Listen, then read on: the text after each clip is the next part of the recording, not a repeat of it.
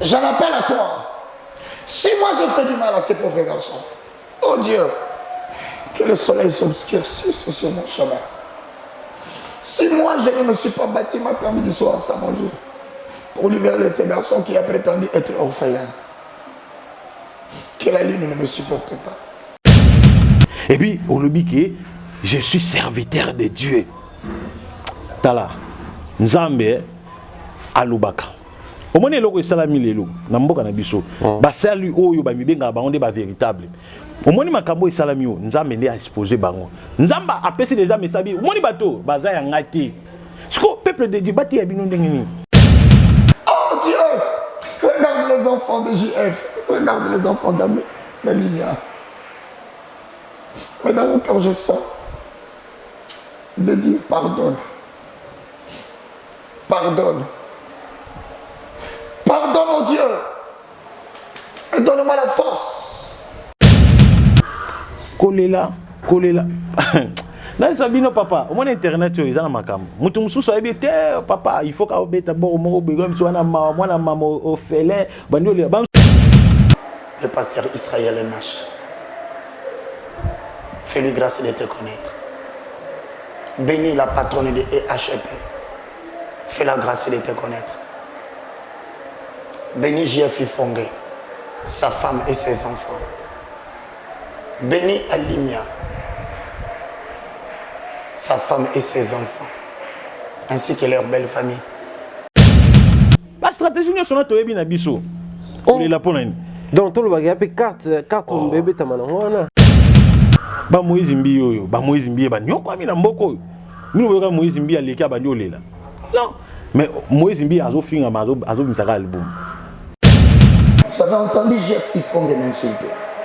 Vous avez entendu mon frère Aligna m'insulter. Vous avez entendu la chaîne Nazaréen m'insulter. Vous avez entendu plusieurs chaînes de télévision, la sœur Esther en France, m'insulter. Le problème est que au moins Mouyibi, Alingarate Bayiba, Ada Joana et le bébé. Moutou Ayiba Kalingarate Basani. Moukolo Bagoyiba et Matanga. Poza boulot naï. Donc Moutou a détruit ma vie à bateau. Alingate peut pas détruire ma vie naï. Soit détruit vie naï et Sili. Je vous assure, il n'y a aucun Congolais qui n'entrera au ciel. Je vais le répéter. Quelqu'un va se fâcher, mais je m'en fous, je suis moi-même Congolais. Aucun Congolais, que tu sois de Brazza, que tu sois de Kinshasa, tu n'entreras pas. Naye mutazolo ba na bato bazolo ba amen. Ba yebi pe lilo banzambe te. Et puis sur tali image wana au moins bien ezana bato mususu majorité ba vandaki. Au moins bato ba telema ki ba ganga ki ba amen na buzo ba pasteur na banda lo ba ko le kata 10 te. Il y a 2 ou 3 personnes. 3 personnes ou 4 personnes. Mais majorité bato et puis je suis sûr que après déclaration au pasteur au faux ba ça les ba reproche. Et les Congolais sont des envahisseurs. Quand ils arrivent dans une église, ils vont vous imposer leur langue. Quand ils sortent de l'église, ils ne parlent qu'en lingala. Ça, c'est le diable. De ce tien de quoi na boketch ba ma passe. Bon. Oui, ba ma passe parce que tant aux hommes na makambo azolo na boketch tanga lobama. Donc bazan ndenge moko ya na bi que ce type là n'a pas le Saint-Esprit. Je vous assure, il n'y a aucun Congolais qui n'entrera au ciel. Je vais le répéter. Quelqu'un va se fâcher, mais je m'en fous, je suis moi-même Congolais. Moi, je vous dis, sur l'année bien, ce type-là, il peut être infirmière. Alors, ça peut être un milam. Diamba. Et puis, il faut battre la vidéo. On met un azote à Zobaraka. Moutana comme ça, il a quitté. Et ça, n'a pas ça, dans un belé à Vabate, à bête à moins 20. A bêti a bêti diamba. Pourtant à Mathiouana, à mon abandon, à mon ami. Et je suis si bandé. Même pas que la vidéo a bien. Bon mon qui pasté wana penza à bêta qui diamba. Vous aimez bien ce que nous sommes en train de faire ici, alors nous vous demandons de faire un petit exercice avant de bien suivre nos émissions, likez nos émissions, abonnez-vous massivement et surtout n'oubliez pas de partager aux autres.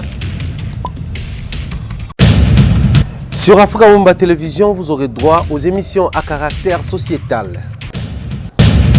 L'information politique au rendez-vous. politique nationale et internationale, actualité nationale et internationale. La culture et les arts, la culture d'ici et d'ailleurs, les arts d'ici et d'ailleurs, chez Africa Mumba Télévision. Toutes les disciplines sportives, exclusivement chez nous et spécialement pour vous. La religion sous toutes ses formes, vous aurez droit aux émissions à caractère religieux chez nous. Suivez et restez scotchés. Merci à tous nos abonnés, aimables téléspectateurs de Africa Mumba Télévision, la maison de l'excellence. Bonjour et bienvenue. Nous sommes très heureux de vous savoir nombreux. Aujourd'hui, une fois de plus, sur ces plateaux, nous avons ces prophètes qu'on appelle les prophètes de Bishima, prophète Ézéchiel. Vous voyez que quand à Zara, plateau Nabiso, ils ont plus pour vous apprendre sur des choses que vous ignorez, mais aussi ils ont rapport pour recadrer les choses, pour éclairer l'opinion, également pour apporter, je dirais, la bonne nourriture aux chrétiens et aux enfants de Dieu qui aiment bien ce qu'il dit et qui aiment bien apprendre sur lui. Son numéro est affiché au bas de notre écran. Question de vous permettre aux accès direct à Yemoko. Je nous demande à tous au bazar qu'on apprécie l'orientation toujours qui est s'il vous plaît, réagissez, likez davantage, également abonnez-vous, partagez ça la large diffusion de l'émission parce que nous allons cette fois-là dénoncer et vous apprendre dans le qui tout à l'heure. Alors sur ce plateau avec lui nous avons un sujet, nous allons tourner autour à Bassige Kolobela. Cette actualité où depuis un moment il faut dire mito bateau toujours mon prophète pasteur de là nous sommes tout le monde a poison à belé kokangisana toujours ébatté pourquoi kokangisana quand est-ce que mutako la vérité ko kolobate également to lobela la vidéo qui circule sur internet où on voit un pasteur congolais dire que congolais kokotalo lati to ba critère kokotalo les anini quand est-ce que mutako kokotalo et puis plus grave encore quelqu'un qui sert Dieu mais lui-même a lobé que kokotalo lati parce qu'il a congolais donc prophète à la fin alors mais quand déchiffrer au moins sur l'année 2021 au peut tout le monde en mois bizarre hier moi tout le monde en mois bizarre tu retournes et ça la plaisir Glody mais ça permettre à tout introduire inviter Nabiso prophète bonjour et bienvenue. Oui bonjour papa journaliste intelligent Zamba Pambolo papa Mombaya merci beaucoup na opportunité au pesinga lisusu ya koleka quoi éclairer bana nzambe sur le sujet d'actualité merci vraiment.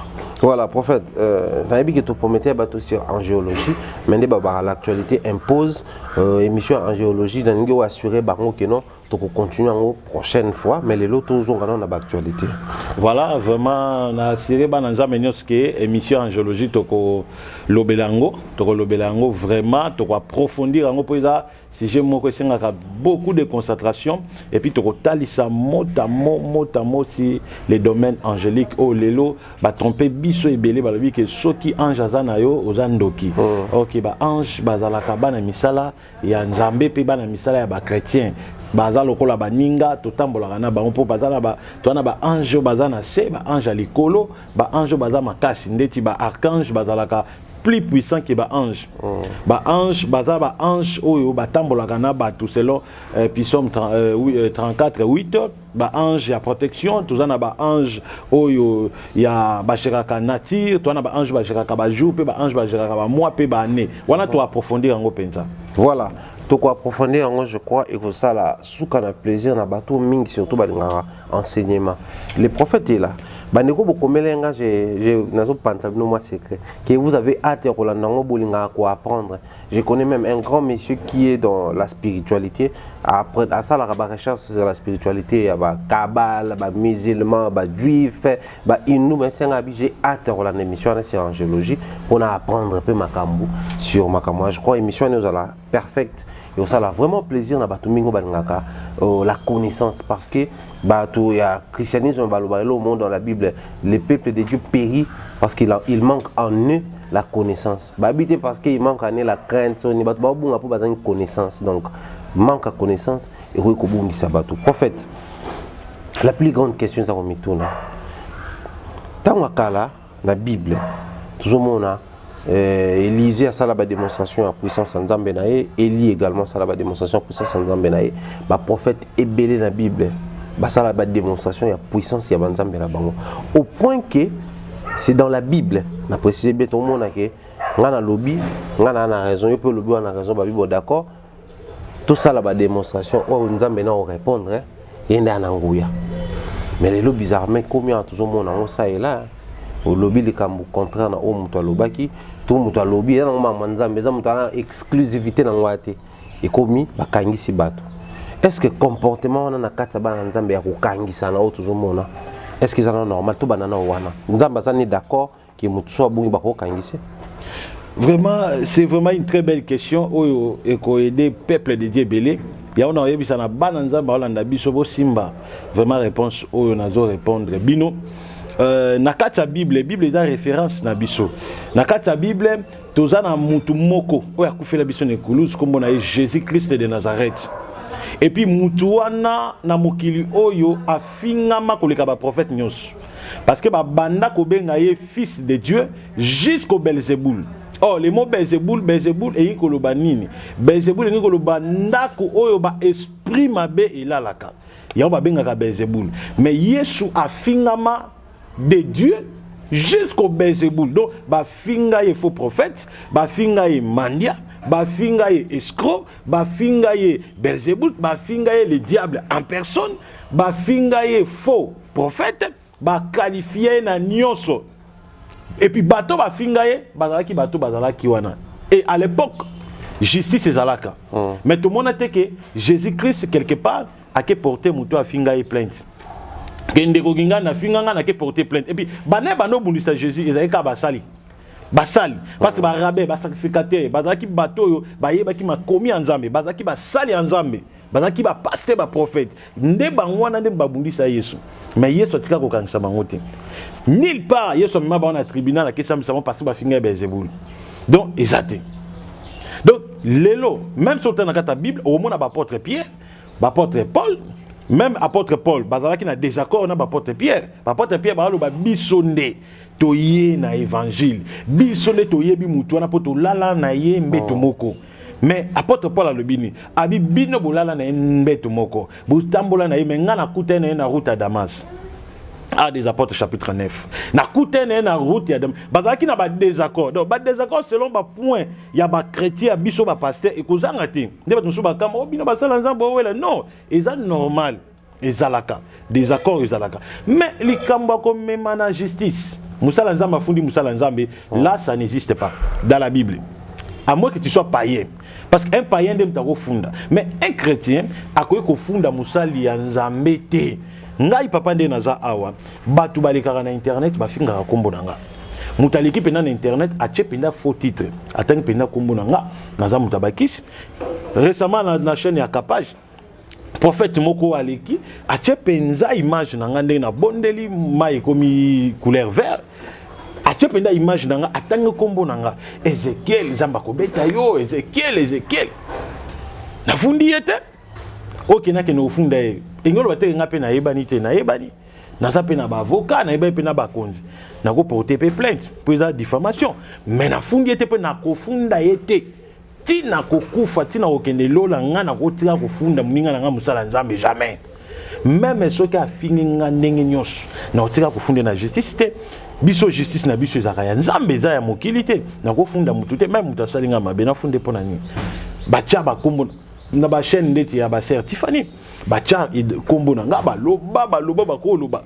bovana mutu bosola bien na sœur Tiffany bozosola nzoka ni mutu achela ki yo voice azo enregistrer yo bosola da lumière bazo tuno ba question ça ka ndeni public ça mutu achela yo voice azu voice wana bengi prophète moko boye Bruno aya bukanga en désordre baloba bakoloba mais na porter plainte te na funda ite preuve aneke na kenda même temps na moto sali inani to kuta na certificat na ke lukai na chaîne na ye to sali réconciliation to sololi na ko funda te to ko za nemité nous sommes des chrétiens ceux qui prophète Bruno monnaie que non ngande na lobela ba en chez mabe il y a doute eza point de vue na ye yo to zolo ba que non même apôtre Paul na apôtre Pierre bazala ki pe na ba désaccord si ba doctrine.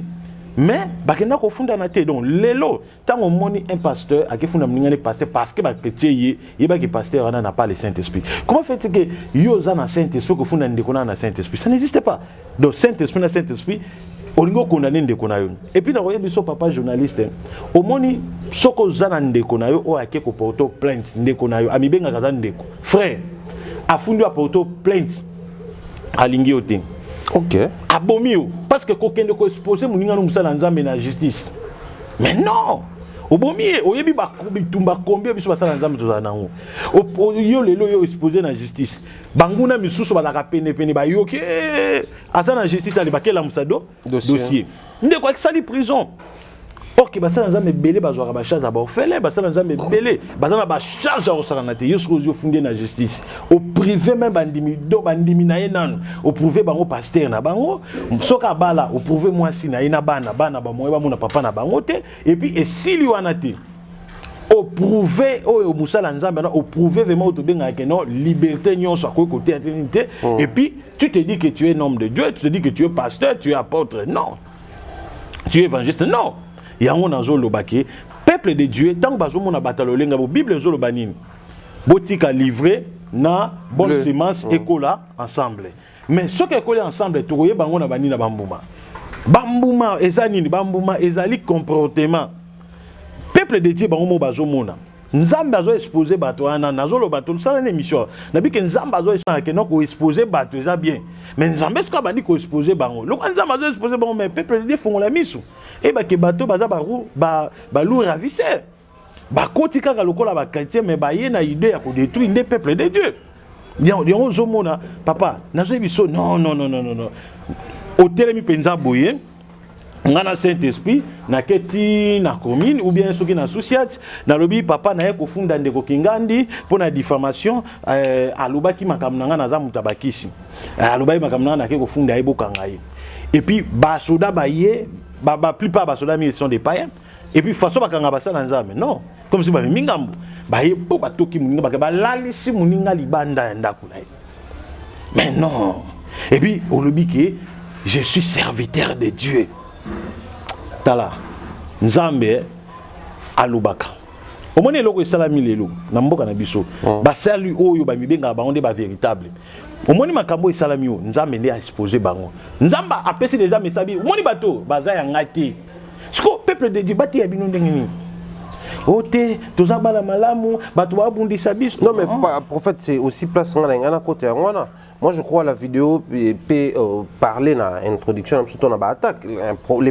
Les pasteurs, l'évangéliste qui se plaint dans le sens où il est parce qu'au finalité, il y a soit le but de combattre, il a généralisé car. Mais pendant ce temps, bateau a sexe tape bimi, bateau atteint même combo, biso peut autant atteindre combo bélian, atteindre combo mobile, biso peut atteindre combo naïe. Pendant ce temps, mais bien besoin de finalité, c'est parce qu'il est dans les bons, alors il solo, il va combattre. Au final, à comprendre ce que ça libinone. D'abord, ceux qui biso va combattre, biso yo yebi, va combattre, biso même va commenter, va finir, va faux compte, t'as pas finir, va combattre comme bé. Mais nulle part dans les cas d'internet, c'est justifié. Pourquoi mais tant on ya Tiffany Alobaka tant abimi sanga boya loba ko qualifianga mais na c'est justifié na site moko na mokilo ba mona koto na c'est justifié non ngana vraiment kotarande lisolo et salama na c'est justifié non na bi que c'est ma sœur ayambaka invité après si point de vue na ye il a invité à loba wa ko loba on est alingate zo mona ngana continuer musala na nga bafinga ka nani Joël Francis Tatoa tongo midi pourquoi est-ce que vous monnaie les gars à se justifier bafinga ka balopo mutombo monnaie les gars à se justifier donc problème est ça que ba combattre ka ndeko non c'est un bien-aimé que je l'aime trop c'est un bien-aimé oyo azana connaissance pe ya ba écriture ya lilo banza mais ni ba ka prophétie na pas côté les mélandais problème est ça que azana bitumba na ye OK siko problème est ça pas ndeko il faut ayeba ko gérer bitumba na ye tango azokuta na bitumba bongo biso ne sosa na bitumba ndango akuta na bitumba bato azoko attaquer ayeba ko gérer bitumba na ye o activer pe loko babenga ki non na yoka langage na ba militaire baloba akipaka kokolo ndeko falinza mapambola activer yango akipaka ko total internet activer akipaka kokolo wana esili continuer œuvre nzambe moko aobundela yo ndetinga na sala tant bat baloba mabe akipa bango te il y a un homme de Dieu comme ça à l'écran internet aloba a tchapenda bouin prophète, yo prophète Ézéchiel, Bishima, prophète Ézéchiel, Nzamba ko beta yo, au côté année 2021. Allo bien. Mais n'a porté plainte, et puis dans les grandes émissions, c'est justifié, non. Nous avons les grandes émissions, c'est justifié selon la doctrine. même ma personne parce que nayebi que Jésus ba finga ye ngape ba finga nga pourquoi na kendeleka au moins bato ba sala bon pour se sauver personnalité na ye bango na ni ba lourd ravisseur bango na nde ba infiltrer pour ceux qui ba finga ngai papa pourquoi na oleka na internet bongo Jésus est-ce que Jésus finga ma koleka mutu na mokili ezala mutu moko finga ma koleka Jésus na mokili parce que en matière ma ba finga otolo baneza que mutu alinga appliquer loi parce qu'ils ont compris qu'il est un citoyen, ils ont le droit à épée et tout va finir tout. Ils ont tout le bango na nenga molimo ya christianisme que ils ont manqué à koyeba makambonza mais les autres mais na ofinga parce que tango yo okota wana na kokangisa tango yo okota na zone moko yo zoloba ki Yesu ba finga e. Finalité c'est que Moussa Nzambe phase a déjà préparé moralement que nzela na koto yo sala Yesu ba ofinga nga ba ofinga yo kaka. C'est ça. Ça manque ya kozala pe après préparer tout ndengene. Ngana ko lobeza manque ya préparation t'es bien mais ça manque ya Saint-Esprit. Pour ceux qui m'ont na Saint-Esprit. Préparation moutinyo so yebi que non bon ba yeba tant ba kena na l'état. Ba yebi que non très bien que non na que na l'état na ke au fond da mutu ba retomber ko zala boy mutu na pas ko sala ba ko sala pour à détruire image. Ba yeba kate. Mais pourquoi ba kenda kaka? Ozomona et ça manque ya Saint-Esprit. Mutu na Saint-Esprit za muta mawa. Ayo kaka mawa. Tanga bi ndeko afinga na kena chena l'état te. Et là on sala fona lukaye en police. Akutani na indeko na mona ko pesa prophétie na nga na carte internet na yepa na yo ndeko vraiment ko sa moni le ko sa les a bien te ndeko na ngai obebiseli ngai réputation ya ko yebisanga boy ou soit zo émission na boma yango zo mona boma yango yebisanga boy soko okotelemela ngai telemela makambo yo ko telemela mais ko loba ke nzamba yebisinga boy o exposer message wana ezape mabe ozo comprendre papa nanga bo solide d'amiable. Et si les soromoni ndekwana a continuer papa vanda na yo bien sûr tu faut reconnaître ba doit na biso mais biso tu na vie particulière na biso chrétien so na vie ou à vivre ka et ça particulier ça différent que ba vignon social biso tu na vie moko to vivre ka total ka o bible zoloba bible lobi ni pona point o na fundo bien na fundate non na ko fundate biso pe tozaka na ba avocat biso pe tozaka na ba connaissance ba to ba finga biso ba avocat pe ba loba ah papa ta mutu ana bebisi ni na yo e nga fona porter plainte surtout ndeko moko alobaka mabe pona nga ba avocat nga bi te na porter plainte nga bi pas question ko meka eloko wana te pardon tikaye a évolué na boyi lelo ko make ngai avocat nga zaki déterminé nga fona sukisa mutu nga na boya ndeko moko aya leka boy akoselanga makambo papa azuka mbongo basale ngazale bayi apporter nga plainte toki tato ke dossier baluki ba preuve ezate nga binga za inosa apesa nga yi $100 esili on apesa oboy après ndeko ana so aye kolobote prophète Ezekiel limbisanga na kosela ko makambo avocat nanga zu dossier abi sava lokola yo kosela makambo abimisi ba article ya tangela na porter plainte okota makala nga bi pas question na limbisi na Saint-Esprit mais so ezaki mudusu anga tika seni akende. Donc c'est le problème du Saint-Esprit. Mouta dans le Saint-Esprit, ataba ofinga akukangisa mututi. OK. Pour la Bible ezalate. Pierre akangisa mutu. Est-ce que Pierre akangisa mutu? Paul akangisa mutu. Philippe akangisa mutu. Osomon. Donc tant que tout le monde a chrétien dans ce 21e siècle ba komo okangisa batu, c'est manque de Saint-Esprit. Yango Bible ezolo ba boye ba bango non na ba passage biblique. Non na ba connaissance ba révélation. Non. Bokoye ba bango na ba mbuma. Mbumeza nini? Mbumeza misala. Oh muta na Saint-Esprit misala ni ezala bien. Donc c'est ça. Voilà, je crois que c'est assez clair pour ce point-là, mais après, pour en conclure de ce là, en fait, ça inquiète un tout petit peu parce que bien évidemment, comment on est là.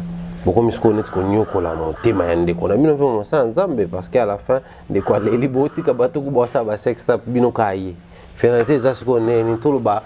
Tout élément tout tika tout bino eza musalo nzamba yo like ça po yozolo bango même temps na ba format epele que non nzamba lingi pe révéler bato ba kondana bato ba yeba pe que bango pe baza malamu te parce que finalité ça ni faut ko tika ko condamner tout à la makamuka ndezo kende to ça ni ba nzamba bango mitu na question na bible ezolo ba ko juger muninga te po yo pe ozala juger mais peut temer ba professeur bandeko au moni tema ke ba juger ka ba trop basambi sakabatu trop donc ba tribunal ouais ba tribunal ba avocat nzambe de et là muke azada le faux sataniste marabout et boye donc lelo miracle nzambe ko sala te lelo au côté asi ba ange te lelo au côté asi miracle te au comme ma témoignage te ko na internet te eza makiona eza donc bana nzamba comme perturbé c'est la raison pour laquelle nzamba bi ça va na zotali sabino ke bino pe bozada dans les rêves mai eninga na pamba te so moni mai eninga ni c'est qu'il y a quelque chose là de loko moko betiam tango moni nzamba bimisi bandeko wana akomo bimisa bango boye ça veut dire nzamba otesa bango boye attention libre zo kende moi je ne suis pas là dedans prêcher l'évangile laisser ko distraire ba nzambe ko bâtir incrédulité pour à partir ba dénonciation na bango bi combien de bateaux ba bengana ba sala nzambe à partir ba dénonciation na bango combien de bateaux ba boya ko soutenir ba œuvre ya nzambe à partir ba dénonciation combien de bateaux ba pengwa ba tika ko sambela pona ba dénonciation na bango sko lelo tozape nzambe pa bimisi bango ngai so na dénoncer bateau soki lelo ba dénoncer nga na kangisa mutu te so na kangisa mutu nga na Saint-Esprit donc ça ba bimisi bango donc c'est rien à dire là et puis pona ko chiter mon pied sur ce point na koloba sirni ndeti ndeko azo lela ba bundisa ye ba sa non mutu mutata na bitumba na aye bande ko gérer bitumba na ye kolela là sabino papa au moins internet yo izana makam mutu mususu ayebite papa il faut ka obeta bo mo bego mso wana mwana mama ofele bandi ole ba mso mona ana bilamba bien mais internet olinga le bilamba bien ti fola tama polo moko ekata ba moni muta passe moi aso moi gagner moi pitié à batou ba stratégie nyo sona to yebi na biso on est là pour nani donc tout le bagage pe carte on bébé tamana wana papa ba so muta ole mwana mawa mutu ba zo nyokola ba bu non ba Moïse Mbi oyo ba Moïse Mbi ba nyoko ami na mboko mino boyoka Moïse Mbi aleki abandi olela non mais Moïse Mbi azo finga azo misaka album ba nyoko ami ba Léopold Mutombo ba nyoko ama le problème ane que omoni muyibi alingaka te ba yiba ada Joana elo bebele muto ayiba kalingaka te basani mukolo ba ko yiba matanga Poza boulot naï. Donc muto azo détruit ba vie à bato, alinga te pe ba détruit ba vie naï. So détruit vie naï et sili. Yo pe ndima, ndengo sala baninga. So pe komeli ndima. Makambo banini te gérer bitumba na yo. Tika internet eza bisika moté ya koleka, o se justifier non. Internet eza bisika ko pesa bana nzambe vérité, bana nzambe ba bongo la mitema et sili. Et sili. Très bien.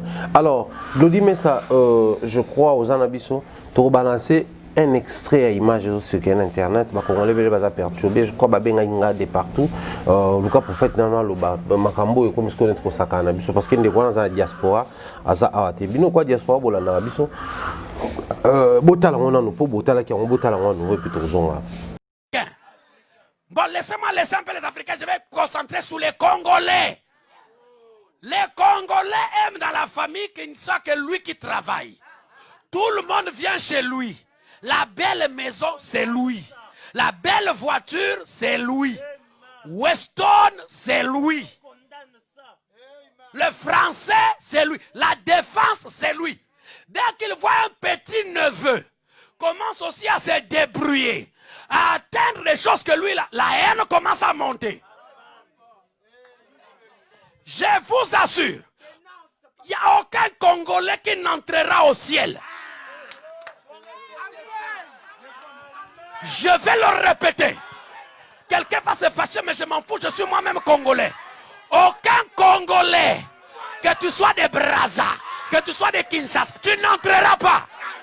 Parce qu'avec notre comportement, si on va au ciel, on va même litiger Michael, on va faire la guerre à Gabriel. Voilà pourquoi il y a un pasteur aux États-Unis, il a son église dans une contrée quelque part, il est aussi congolais. Il a son église, il y a des blancs, il y a d'autres nationalités. Il dit il est bien, mais dès qu'il a vu les Congolais commencer à venir 1, 2, 3, 4, le gars commence à être inquiet. Il a dit à son frère, les Congolais, qu'est-ce qu'ils viennent chez Jésus? Ils vont seulement me gaspiller l'église. Et les Congolais sont des envahisseurs. Quand ils arrivent dans une église, ils vont vous imposer leur langue. Quand ils sortent de l'église, ils ne parlent qu'en lingala. Ça, c'est le diable. Ça, c'est le clanisme. On est une église chrétienne, multinationalité. On est en France, on parle français. Les Congolais, donnez-moi. Le Congolais, quand il vient dans une église, c'est seulement pour dire donnez-moi. Si vous ne lui donnez pas, il est capable de quitter l'église parce que vous ne lui avez pas donné. Ça, c'est le Congolais. Quand vous dites qu'il faut payer la salle, il est fâché. Quand vous dites qu'il faut cotiser, il est fâché. Mais quand il a un problème, si vous ne cotisez pas, les frères n'ont pas l'amour. Les frères n'ont pas l'amour. C'est les Aman. Nous venons de voir un pasteur en plein culte, là où il était en train de prêcher, dénoncer Maman Webele dans les comportements bateaux, Maman Webele Belende Zaraka. Tout d'un coup, alors que non, Congolais, comportement Mabé, tout ça, et il a généralisé même, parce qu'il y a des Congolais qui ont Tchassa, Congolais à Braza, Bakoko Talola, il a commencé par dire que les Africains ont un très mauvais comportement, mais surtout les Congolais, à Niansa Lobi, Namoro Naza Congolais, mais les Congolais, Bakoko Talola, sauf que le pasteur Moko un exemple, dans sa œuvre naïe et tout, tant les Congolais, ils ont mis une œuvre naïe, pour les Congolais, donc la peste et les plus grands problèmes, ils ont causé la Congolais. Prophète Ézéchiel, quand tu vas choqué, la vidéo au total, le détail est PC.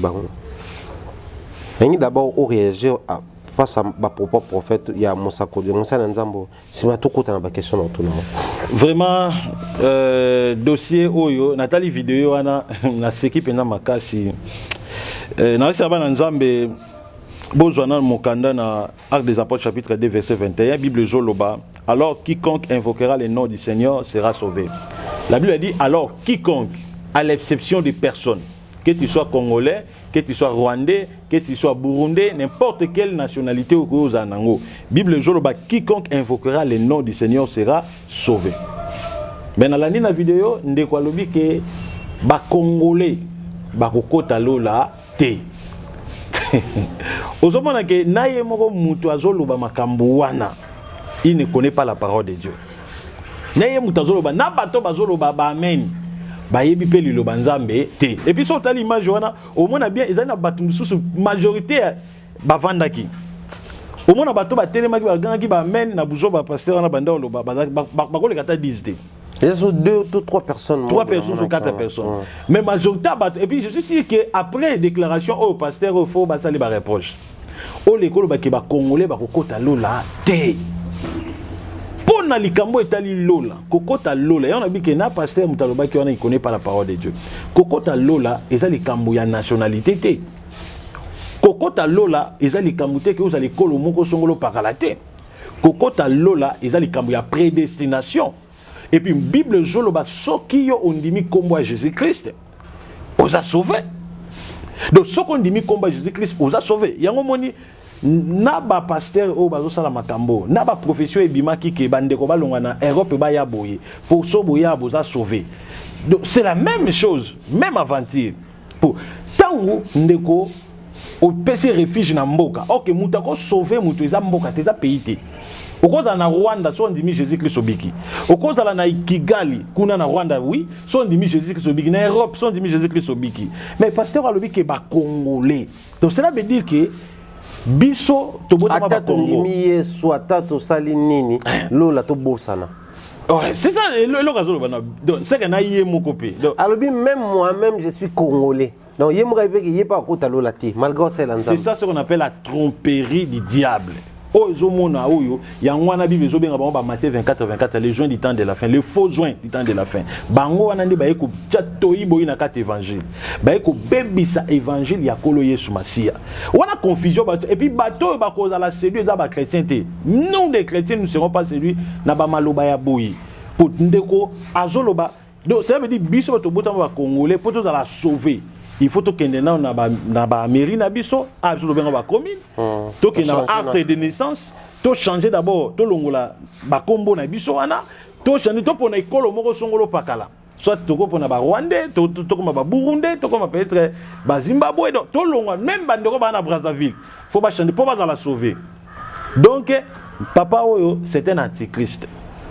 Oh, antichrist azana naza mutu ya kotelemela liloba. Nyonso alobi c'est contre la vérité. Oh, Jésus-Christ a pesi ba condition pour mutu la sauver.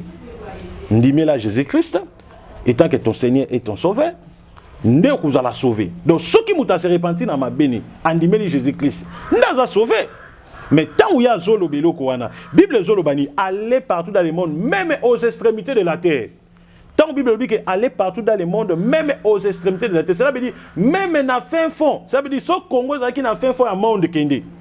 oya kondima sa nini abik. Bible lobi te ke bokende kaka na Rwanda, bokende na Burundi, bokende na Cameroun. Mais Bible lobi na mokili mobimba pe na basuka ya mokili. Donc na kata mokili Congo pesa na kati. Donc so ba congolais baza kuna so ba ndimi Jésus Christ basa ni. Babike. Parce que pasteur autant a sali déclaration wana, il est en train de contredire la parole de Dieu. Or mutu nyonso ya kapona ko contredire liloba nzambe, c'est un antichrist. Donc bana nzambe ba ke ce pasteur c'est un antichrist. Donc Satan za na nzoto na ye. Ya on ba ke Satan connaît la parole. Mais à place à liloba mabe. Ndinga yake pa Yesu, Yesu il est écrit. Yesu il est aussi écrit. Donc c'était un combat scripturel. Donc Satan a connaît la parole de Dieu. Yango moni mutu ana tanga télé libosa mititi da batazolo ba bêtise. Batwa benge musala nzape batazolo ba men. Ce n'est pas un serviteur de Dieu. C'est un antichrist et c'est que ba kangaye kuna kotaza ba meme ato tchele maboko. C'est un antichrist. Donc aïe pour na kotsa la confusion. Oyebi combien de familles bazaki na église wana na minute wana. Bato peut-être bazalaka peut-être ba bébé spirituel. Bako ke changer maman nationalité. Balunga ki congolais ba komani.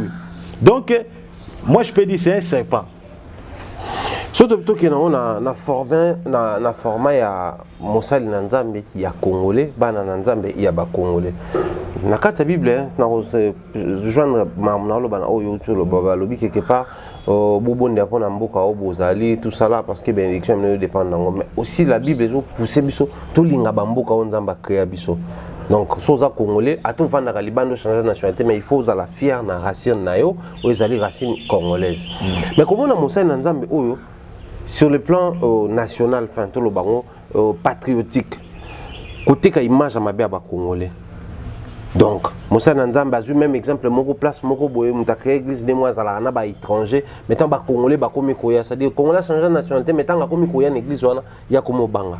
Et tu vois ça Nanzamba ba congolais on a comme l'impression ils ala awa ils ali banda entre bino crédibilité zate parce que vous avez ka image à mabe il y a enfin koloba o bino bosala kana cc donc ngala que ça ba tuke congolais so côté na makambo nzambe ata tondi sami na molimo santo nde bozaka wana bozalaka ba aventurier boaka bescro boaka ba topesa confiance te mwana nzambe soka ya soka za congolais ata moni azo banga nzambe azaka mutopia confiance to baby saka makambo ça c'est quelle image au basal na nzambe ba komopesa pour na image ya basal nzambe mboka na biso vraiment eza mawa na éviter so peut-être ça complexe peut-être ça na mboka wana aza tout autour ya ba étranger ou bien ba partenaire pour ba soutenir peut-être ministère na ba étranger pour nous ba sala ngo pas sentiment a sala ngo pas sentiment bi ke na ba mo ba ngolo na ba étranger ou peut-être ba lingara nationalité ne ngana za na ngoti donc ba cotiser déjà loko na parce que ba sala nzambe belé lelo ba koma conduit par mbongo donc ba talise penda moi liboke à dollar tel liboke à dollar ba c'était changer évangile a changer na évangile peut-être aura ba 10 moko muke mais so coûte peut-être ba lia suwana ba 10 billets wana esili ya ba 110 billets ba 10 000 esili a changer ba moko évangile donc ngai selon côté la analyse ya ndeko déclaration à sali nazo mona étant qu'un prophète que tout autour na ye aza entouré na ba partenaire oyo bazali ba étranger ba obligé ye que donc nationalité na bino na biso to lingi yango te yango to bengaka ba N yango eza ko yina pour eloko alobi ana ça veut dire que les lois congolais meki kaka mako yibata offrande de l'église pasteur on a porté plainte ah mais ma congolais na tina prison parce que ayini état congolaise donc au moins ni musala ndete baboketu basalaka peut-être ndeba telemilaka makama Congo mboka moko ali bebi ya kobunga tutu donc so tchende kwana na boketu ba mapasa bon oui ba mapasa parce que tango ozomona makambo azoloba na boketu tanga loba mo donc bazandenge moko yana bike ce type là n'a pas le Saint-Esprit. Pour Bible Zoloba Bible Zoloba dans Actes des Apôtres 4 12 il n'y a de salut en aucun autre nom car il n'y a sous le ciel aucun autre nom qui a été donné parmi les hommes par lesquels nous devons être sauvés. Bible Zoloba que lobi que ça na kombo mususuté ezana ekolo mususuté ce qu'il y a linga mabiso na ekolo ni pour tout ça sauver ainga mabiso to comme banani. D'abord, il faut se sauver, d'abord à changer de nationalité. Et je dis peut-être à changer de nationalité. Non, mais attends, changer de nationalité. De toute façon, il y a Zolo Beza origine. Donc, tout ça, origine, il y a Congolais à Kinshasa, tout Congolais à Brazza, Lola Bosana. Bananzambe balonga na confusion. Moi, je vous dis, sur l'année bien, ce type-là, il peut être infirmière. arose peut-être amila diamba et puis il faut battre la vidéo on met tant azote azobalaka mutana comme ça ina quit et ça na basala nzambe belé ava baté ba beta à moins 20 a beti vient beti diamba pourtant matuana amona bandimi amona binopi et je suis si bandeko même pas que yebo za la vidéo wana bien bomona que pasteur wana penza a beta ki diamba a meli biloko a quit ya makasi donc bino na Saint-Esprit na nzo bato ba confession papa na vana te na beta ka penda diamba na beti lotoko na beti na biso na mati na amona binoti nyonso na zolo oh poko tele malibosa bato eza faire ce que talaka mutu na so tali vidéo ando sala kwa mutu moko alinga koya mutu za leste cher ya yo moko ozo baluka balwa mutu zo koya donc peut-être il était sous peut-être effet ya likola betaki et puis so tali bandeko ndima meni wana bazaki pas même 4 donc cela prouve que ce type là il est païen serpent amelaki diamba avateya il ne connaît pas Dieu. Donc, azali complexé. Donc, c'est un antichrist. Balongo la place pour Bible, preuve à la preuve que combo mususuté, nation mususuté ko sauver biso, combat Jésus-Christ. Banazam balongwa na kata confusion, wana za confusion balongwa na kata confusion. Tozongela Nzambe, to sela Nzambe, to te Nzambe, to mema bat na repentance, to te dans lilo banzam. Yango mona loba qui tente au sein de mission, loba qui que dans les temps de la fin, et ça n'a pas signe qu'on prouve que nous sommes dans les temps de la fin. On y a sonné dans signe du temps de la fin. Un pasteur éthique à la matin dans le monde, alors que ce qu'on a congolais a sauvé. Donc, Bananzambe va comprendre que nous sommes dans les temps de la fin. Ce sont les signes. Voilà, les chrétiens qui sont membres dans cette église ou cette assemblée, c'est à vous de juger ce que le prophète vient de dire ici. Je crois on vous a ramené cette vérité, cet éclaircissement, parce que le pasteur prêchait en français. J'ai parié fort qu'il y a des étrangers dans cette église-là. On estime que lorsqu'on commence par limiter les saluts ou les paradis à une nationalité déjà, ou interdire à une nationalité d'avoir les saluts. Aujourd'hui, on parle des Congolais. Hein. Congo, qui sait demain, ça sera le tour des Camerounais, des Ivoiriens, j'en passe. Donc il est grand temps qu'on apprenne à respecter les sols et les sangs qu'on a. C'est-à-dire que quand on a Congolais, que je commence par respecter la grâce on a Congolais. Parce que tout est grâce. Même quand on Ivoirien, Camerounais, Maghrébien, tout est grâce. Par la volonté de alors, il est grand temps que les dirigeants de nos églises apprennent à respecter et Dieu et la nation. Parce qu'au final, bon,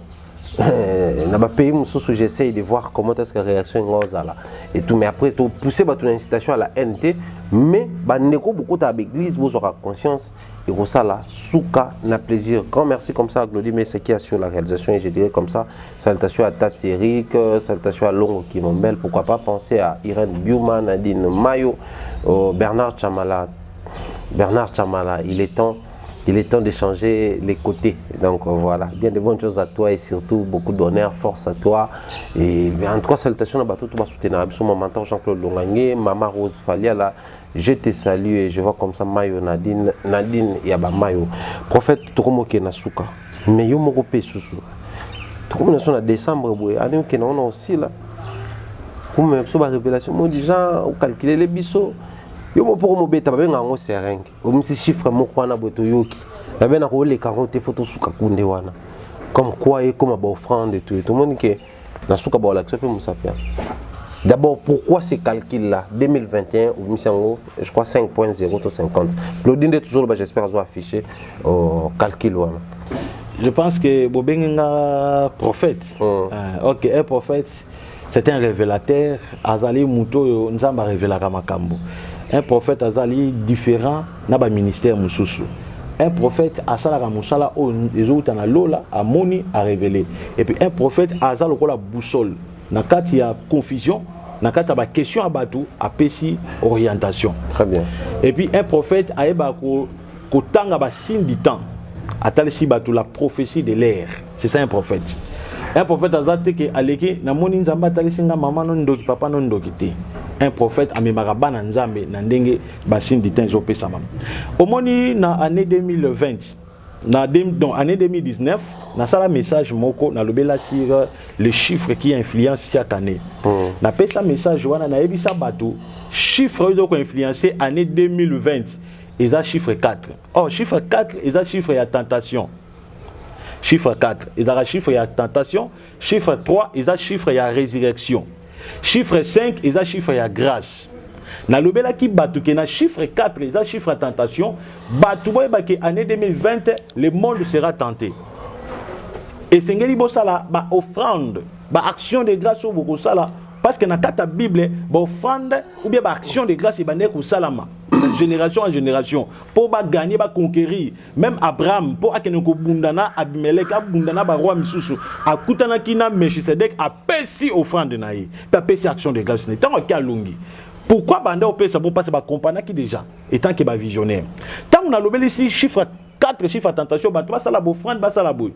Papa, batu, babenga, bafinga, balobo ou baroloba, malade ebimi. Au moins, batu bakoufi. T'as paralysé toute l'année depuis janvier, tout au combien de mois à décembre. Ba faire ça paralysé. Naïsa bangoza chiffre moi quoi tentation. 2020 on est tout monde tenu au kwami. Na loba, batu so ba chetembe, ba kota, ba betakaka Ezekiel TV, ba komona image joana. Na pesa message, on donc il le 28. Il y a décembre pour tout kota na 2020 na lobeza chiffre ya tentation. Parce que chiffre oyo to photo bimisa na chiffre oyo ya année 2021. Étant qu'il y a un prophète, je ne suis pas un homme, je suis un prophète. Dans chaque année, il y a un ange qui a gouverné chaque année. Il y a un ange qui a gouverné mois, qui a gouverné jour, qui a gouverné heure. Chaque année, nous avons des akelaka mokilibo, akelaka banebo, sans que atiabi loko ils ont protégé en non. Nous avons des tant à sali année, à sali jour, à esprit ni ange ni oiseau protéger jour pour oiseau protéger année. So eloko abotan na obeta ngo bébé pasteur moko commenter na c'est aux kabbalistique on a kabbalistique te. Baba mona so la connaissance aux kabbalistique. Oh ce sont des révélations. Toche sikoy. Année nyonso izakana ange. Moi ne tozabu. Le 31 décembre et kozalana remise et reprise moko ko sala na monde spirituel le 31 décembre. Parce que ezana bato ba sala ba ve na année 2019 que na 2019 20 na ko sala bo na yo nzambe. Tant yo sali ave wana, il y a des anges au ba ko kota en fonction de l'année 2020. Ba yebe ko retenir, ba zu yango ke frère Kingandi a ko sala bo na année 2020.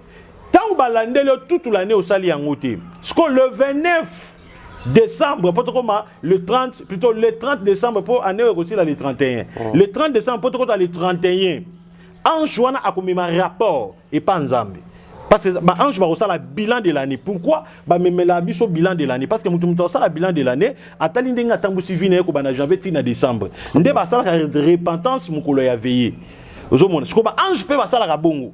À côté là neni na travailler parce que à cause un rapport il y a né mobimba neni batu batambo pa ange ba pesi ba ange mususu ndeti ba ange ba sala kana année o ba kambaka ba ne ba pesi ba responsabilité ya koyeba ko gérer année mobimba faut amener un rapport et pas le grand maître suprême le Seigneur Jésus-Christ parce que tant ko mema na kati no frère Kingandi apona qui peut-être ya osela nzambi ba kosomba batol akosomba akosunga ba okfeno bien akotamba na kobanga nzambi mais atambe na kobanga nzambe te il faut payer sa rapport que mutu Kingandi abanga ki nzambe te pour to kota année 2021 et ko sala na remise et reprise et ko sala d'abord ko na bilan et puis remise et reprise ko sala ma anjo a ko travailler na 2020 ba ko sala remise et reprise na anjo ko kota na 2021 wana za na dimension angélique monde spirituel parce que biso pe ba chrétien to ko yeba pe ko sala bilan na biso ndeni to tambusi vi na biso peut-être année tous qui na faiblesse, il faut que tu aies que année 2020, tu as na faiblesse. Mais avant de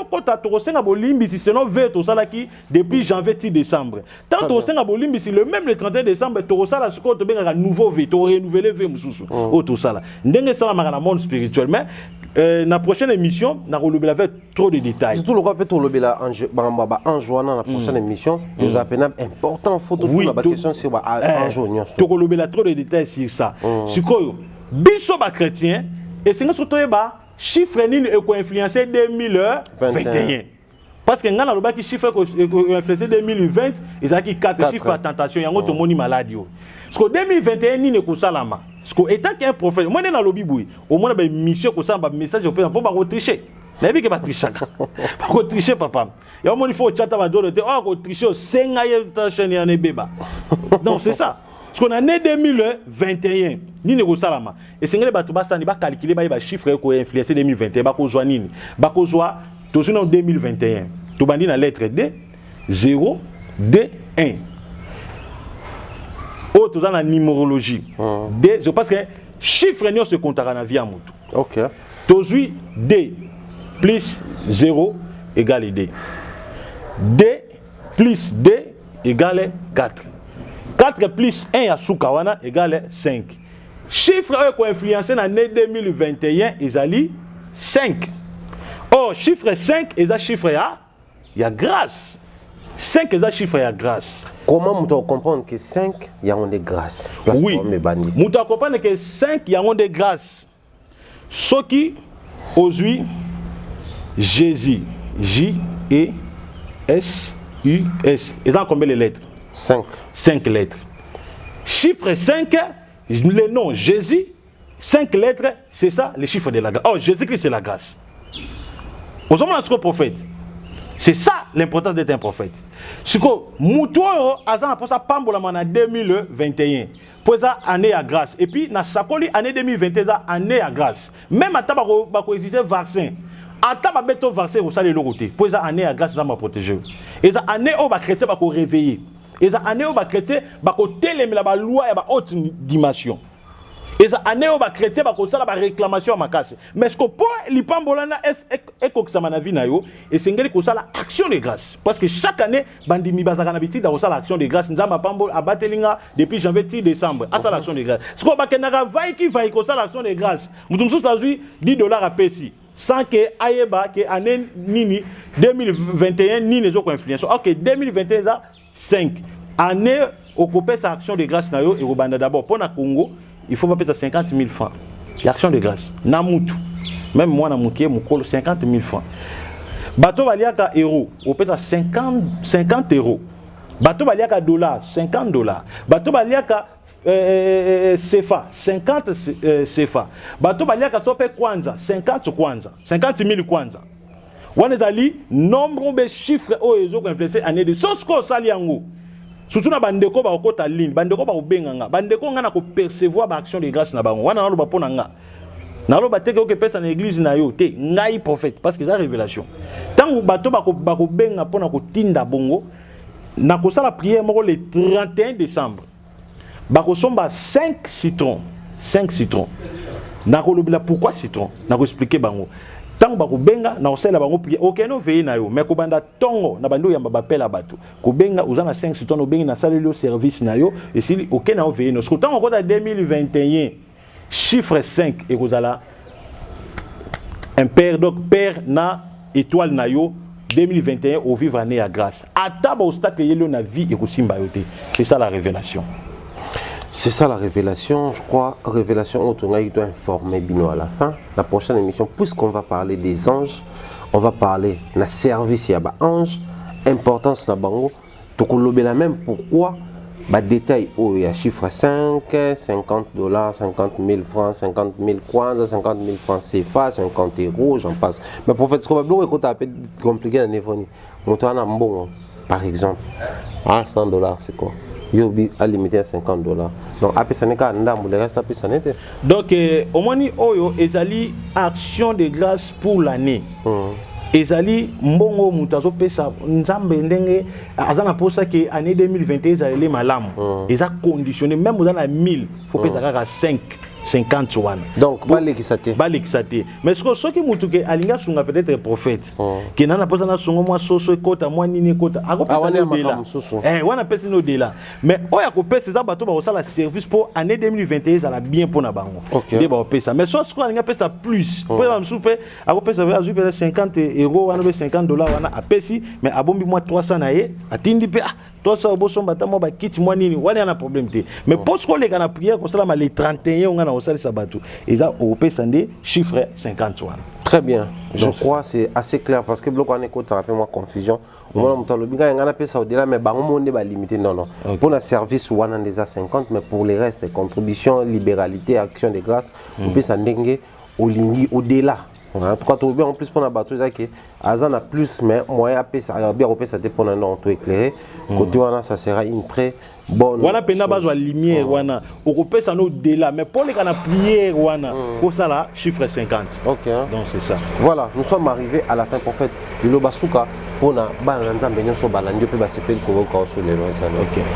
Lilo Basuka ezaka ke Bible zolo bas boyi.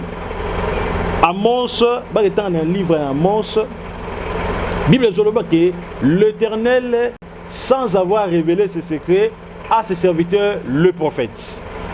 Oh, nazo bisabino, ceux qui bossent les liango pour vivre. Et puis, nous avons le peuple de Dieu, année 2021, et ça année à grâce. Nous avons dit que année 2021, bah qu'on va opposer la mot qui pour un vaccin. Et ça yo rejoindre, et ça yo pour oboya, bino tout beau annoncer à grâce. Mais pour grâce soana et se manifester, bon ça là il qu'on a hebisi bino. On a tel calcul wana. Ce qu'on retient de plus pour ce qu'on appelle orphelin, pour na appelle na orphelin na boko laka. Wana sala on a un problème mais pour assister à la prière le 31 décembre na Rousseau la batavo que na veiller l'église na yo, ça le qu'on a hebisi yo. Bengangai, uzana malade diabète, sida, mobile kimayo, moi ça kimayo, problème ne soit vie. Benga, naza prophète, ngai naza wana pona ba solution. Prophète azande pona solution. Donc naza ka pona pona solution. Na combat Seigneur Jésus-Christ. Numéro nangé kanga magate ya ngwana za affiché pour benga ngai. Voilà, prophète pour te remercier bato bazo assister yo na musa malamo na to bano manqué on te lo baki. Ah vraiment na remercier bana nyo sanzambe yo bazo assister ngai. Merci vraiment na peuple de Dieu. Partenaire Nangaï, papa Antoine depuis Paris, Zamba Pambolo, vraiment un enfant de Dieu. Oyo, Atayo qui va finir prophète, ce qui va pier à la attaché à prophète. Azaba me soutient que prophète qui va me une vidéo pour voice nanga, baba misila ba voice ba bisa pété. Babi misi ba lobi me pona yo. Ya be ngana prophète itina lifobo. Tina suka, hein? Antoine Zamba Pambolo, do yeso ga do pesa kanga miso. Oh. Et puis Pambo maga. Yesu a pesa kanga miso atala montate so pe surtout be baba mbie loka makasi Zamba Pambolo Antoine Zamba Pambolo penda je prie pour toi car lelo na ngaka yende ka no pesa mbote Zamba Pambolo to Pambolo papa Antoine Nzambe vraiment a Pambola yo on continue ko œuvrer pour na sunga musala yo kenal bo so peut te pesa merci en tout cas ba tuto balinga kabiso portez-vous bien on se retrouve très prochainement la même bonheur sur en géologie cette fois là bye bye.